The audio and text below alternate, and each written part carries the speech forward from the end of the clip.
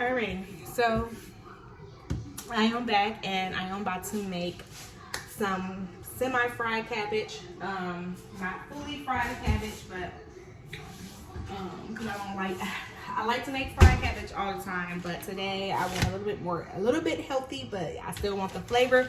So how I make my cabbage is I just like fry up some bacon first to get some bacon and some bacon grease in it. So that's what we're about to do first. And no, I'm just gonna do it in the pot.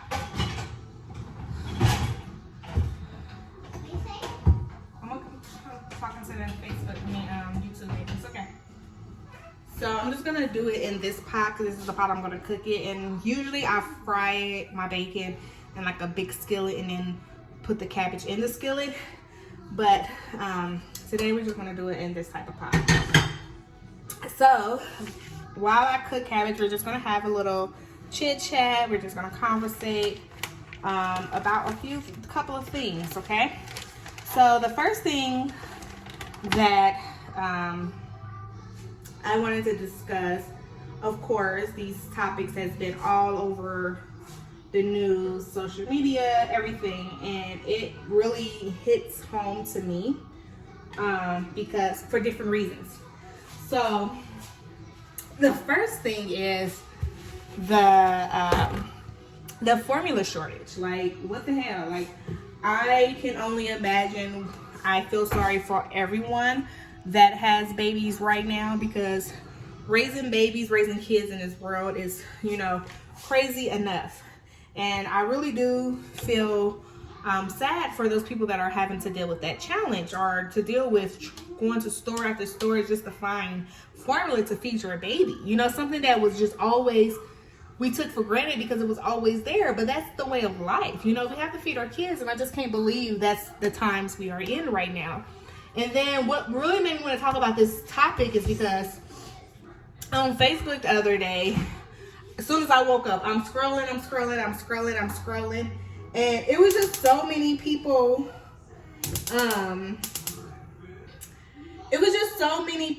being negative about, that's why you need to breastfeed. That's why you should breastfeed. If you not breastfeed your baby, just give your baby milk. That's what the boobies are for. Breastfeed. And to see that, I was really triggered. Probably not what you guys think. I was triggered in the sense of when a person is already going to store after store after store after store to find formula.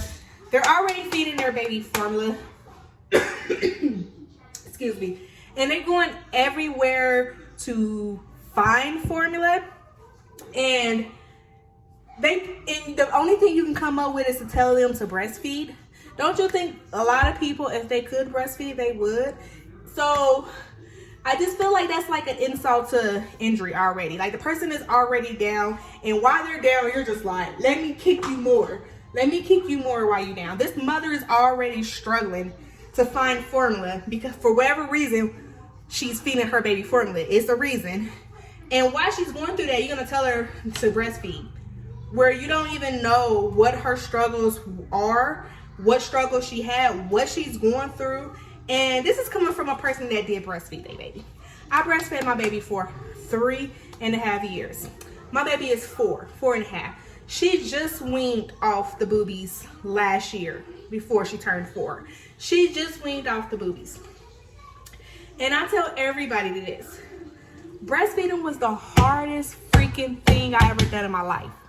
Not the Navy, not boot camp, not all the other stuff could never compare to me breastfeeding, to be honest with you. I was mentally exhausted.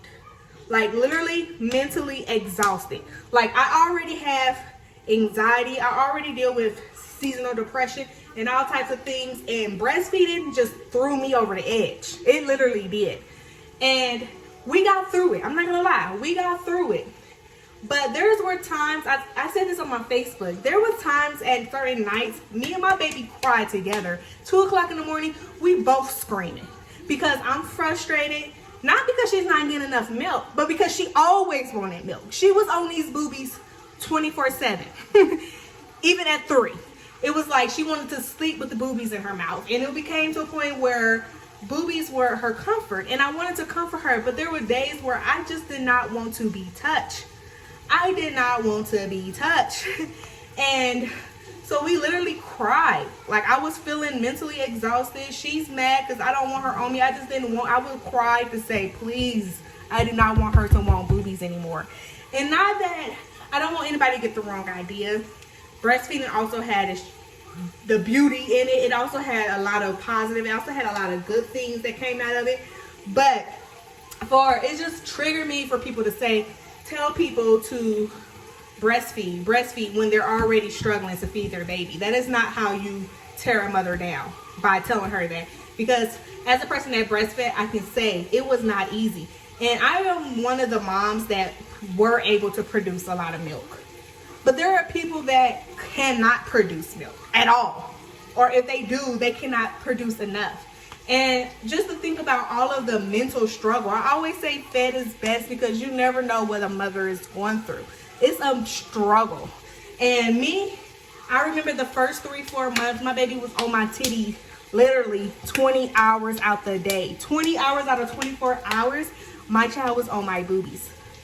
Like, literally, we just sat there. She's, you know, so it was like, you never know what a person is struggling through. You never know what a person is going through. People have all types of mental problems. People have all types of things. It's all kinds of reason why a person might not want to breastfeed their baby.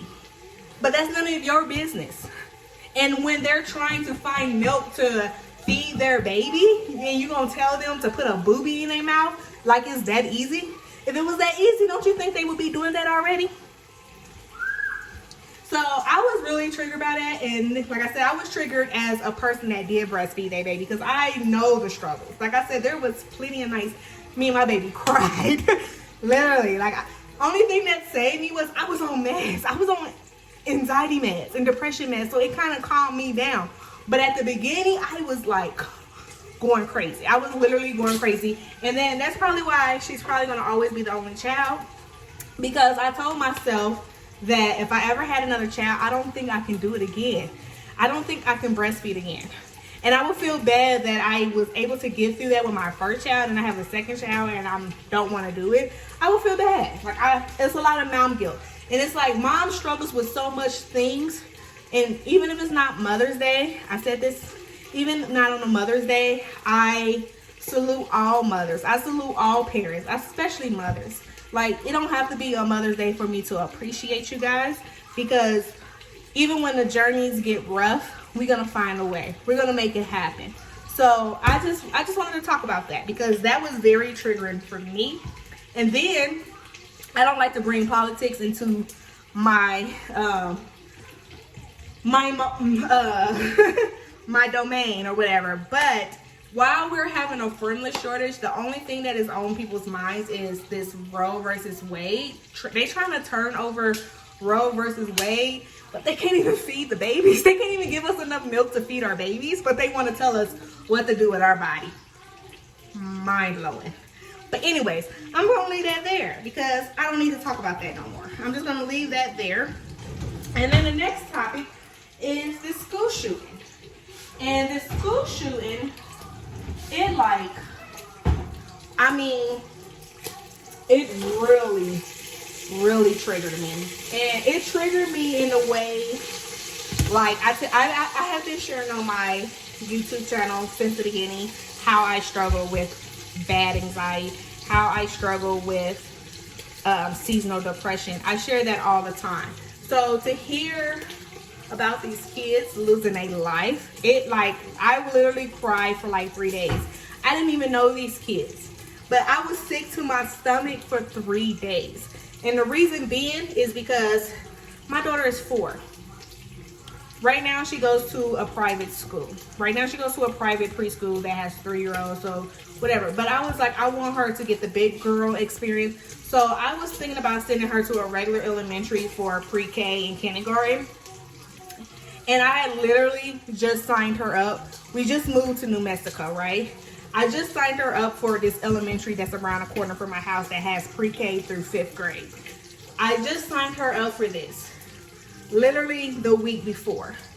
And when this happened, I'm like, an elementary school? This is not even a high school where a child suffered from bullying or whatever and just went off the wall. These are real little innocent kids in elementary school.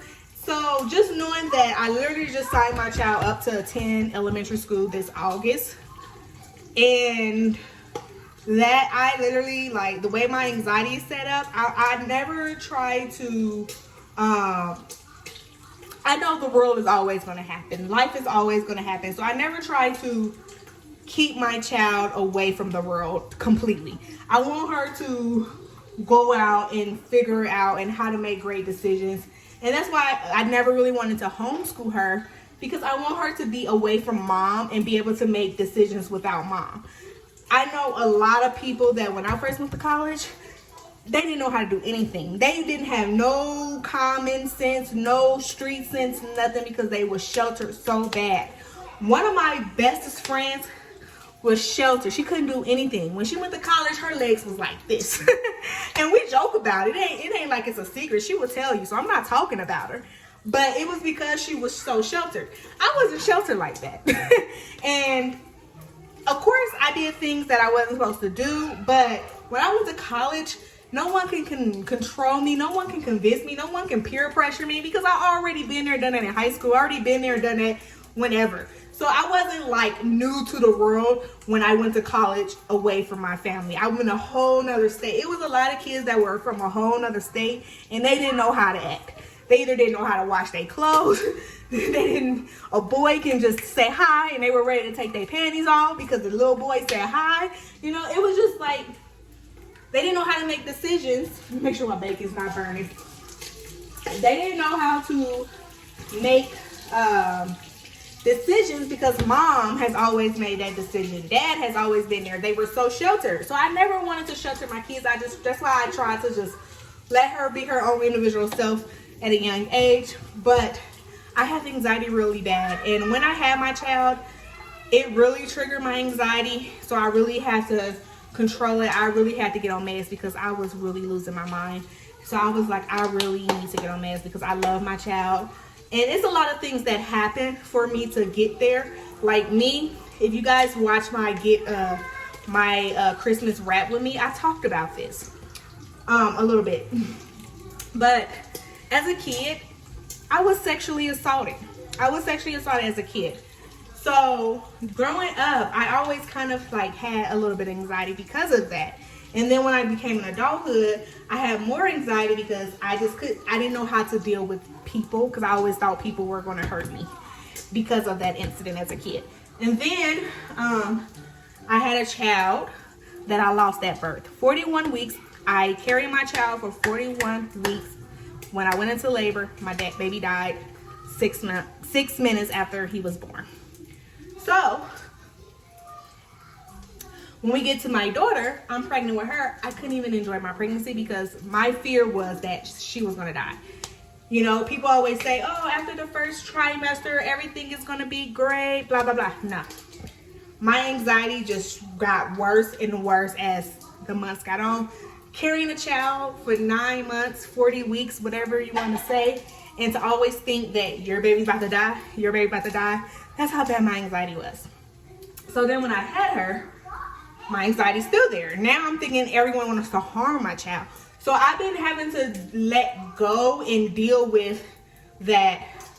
Life is going to go on. Life is going to happen. I can't save her from the world all the way, much as I want to save her from the world. But I have to let her grow up. I have to let her make certain decisions in this world. But because I'm trying to let her become the young little kid she is, my anxiety is through the roof every day. So the meds calm them down. My meds calm me down a lot, but that anxiety is still there. And then when you throw this school shooting of this classroom full of 9 and 10-year-olds, cabbage baby, like Like I said, I was literally sick for 3 days and I did not know one child there. But I feel for the parents, I feel for the kids because they innocent, they didn't deserve it. Wait guys, what is it, baby? Can you please stop whining? Don't do that, because you're gonna house me on the bed. No whining for no reason. But my anxiety was through the roof. It's still through the roof, but that just really threw me over. It threw me over. I'm not gonna lie. So I just wanted to touch on that because those were some important things that were really bothering me. And since I'm sharing somewhat of my life, I wanted to be honest with you guys, and I wanted to show you guys how I'm feeling. And I always like to share my anxiety journey and how I'm dealing with it, and some days I have good days and a lot of days I have bad days, and just getting past it and just moving on. So since I share that journey, I wanted to share that I haven't been okay, and it has nothing to do with me. That's the way anxiety works. Sometimes you can have triggers that have nothing to really do with you, but because it touches something of you, it triggers you. So all of this that's going on these last month or two has been very triggering for me. So I'm just trying to, only thing is I'm out in sunshine. That's why I've been outside every day. I've been walking. I love that. I mean, if I was in Washington, I probably would still be in the bed. I ain't gonna lie. But I've been trying to pull myself up and not let it get too bad to me. But that elementary school, when you just signed your child up literally a week before a school shooting at an elementary, I am scared. And I still haven't decided if I'm gonna let her go. I might just wait until she goes to kindergarten. I don't know. It has made me revisit this topic. It has made me revisit what I want to do. So I haven't decided, but I will let you guys know what I do. But anyways, I haven't really been showing you guys what I've been cooking because I really wanted to talk about that. I really wanted to get that off my chest and let you guys know what's going on and how I feel about those topics. But anyways, so when I cook my cabbage, I always like to make my bacon a little bit crispier. And all of this like cabbage grease is not the healthiest. I mean, this bacon grease is not the healthiest. This is not a healthy cabbage. This is a southern cabbage. Southern cabbage. But yes, that's how I prepare my cabbage. So now we're just gonna cut up an onion. Let me throw this in the trash real quick. We're gonna take this, we're gonna take this off the heat for a little bit because I should have been cutting up my cabbage and my onion while I've been talking, but I wasn't. I was running my mouth. But anyways, let me get this together. Here's my cabbage.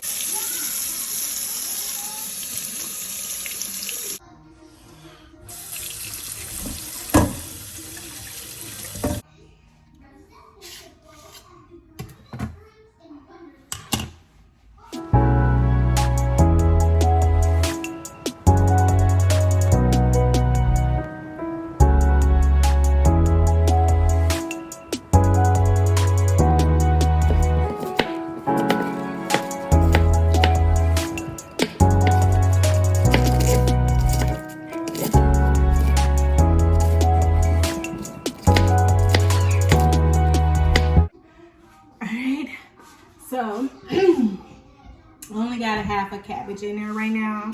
So now I'm just gonna put a little garlic salt, just a little bit, because I let it actually get a little tender and cook before I really season it up. So I'm about to finish cutting up. So what I do is I like to just break up the green pieces, and then once I get to like the core pieces, I just like to chop those up thinner. So that's how I do that part. But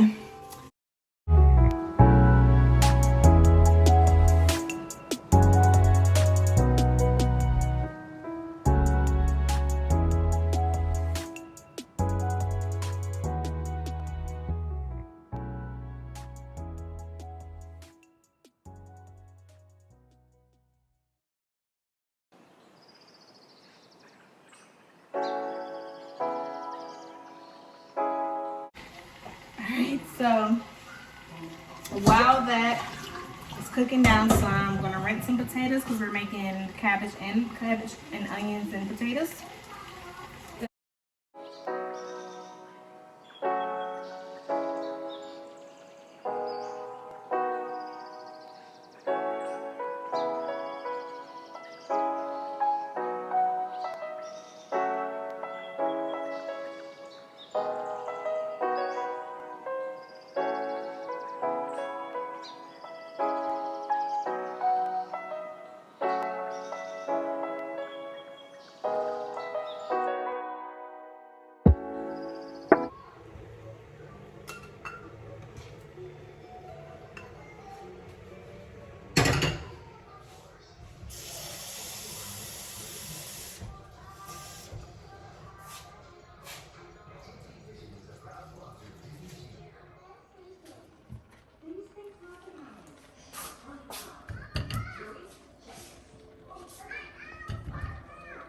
Yes, baby. All right. It's cooked down some. Now I'm about to season it some more. This is like usually when I like to season it once it starts to like actually cook and get a little soft. Then I add more season to it, and I usually just do seasoned salt, garlic, salt, and black pepper. And so yeah, I'm gonna get that finished. And then my potatoes haven't started boiling yet, but they're doing a little something. So we'll get that done in a second too. So almost done. Just season it up. Now I'm about to mix it all in, and yeah. And I'm sorry guys, but I like to add hot sauce in my cabbage when I cook it, and also add more when I'm done. But I definitely like to give it a little when I'm cooking it. It's done? Almost, baby. So. Can you see it? Eat it? Almost, baby. I can eat it. I will eat it. Eat it. Eat. You eat some. No, can you eat some? It's not done yet, baby. It's not frozen. It's not frozen.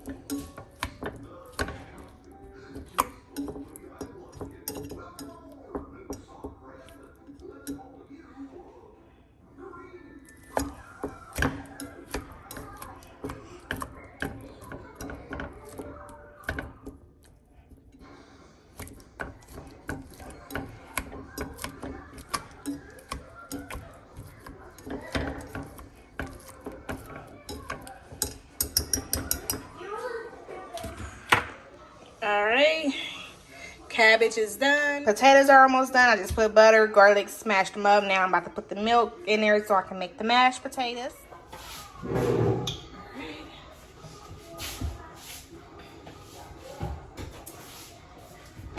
And I'm sorry guys, I kind of eyeball my milk. I don't really know how much I put in there. It just depends on the consistency I want.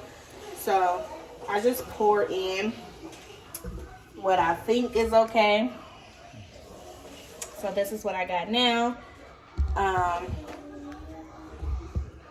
So yeah, I just pour in what I think is okay, and then as I mash them, I just see what the consistency is, and that will determine. Then I just put it back on the skillet, on the iron. I'm gonna put it on this iron since that.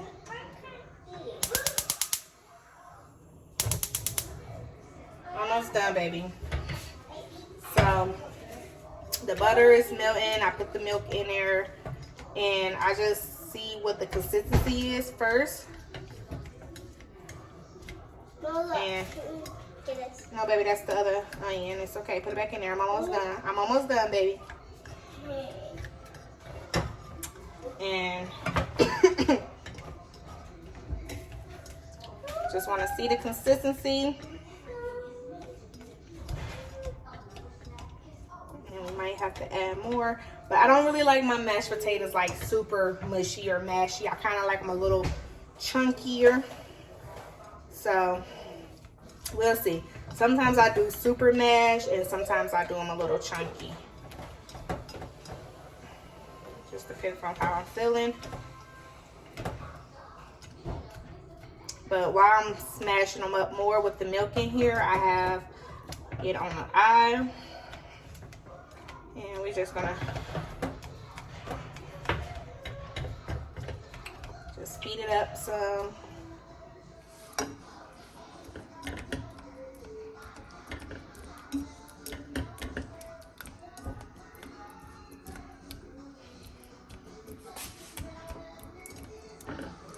Let's get it all smushed.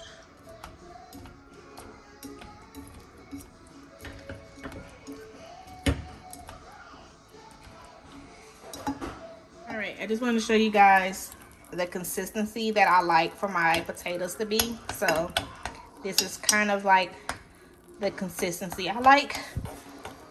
So now I'm about to add some cheese in it. All right, guys, this is my cabbage and potatoes. I did make some wings also, but at the moment I just want the cabbage and potatoes. I eat the wings later, but that is dinner. So thank you guys for spending the evening with me while I cook dinner, and also getting some stuff off my chest, talking about some things that I struggle with, and then I know you guys probably, some of you guys probably struggle with too, and just a lot of things that's been going on in the world these last few months that has been very heavy and been very triggering. But we're all gonna get through it, I guess. You know, I've just been very upset with the country, but you know, take it one day at a time and we will all get through this. So I hope everyone, if you are parents, make sure you hug your child tight tonight and make sure you spend a little bit extra time, and don't, I know sometimes they can drive us crazy and give us a little bit of fuse, but try not to try to have patience, try to be compassionate, be kind, and just love on each other, love on thy neighbor, and just continue on to make it happen and get through it. So until next time, I hope you guys enjoyed the video. Till next time.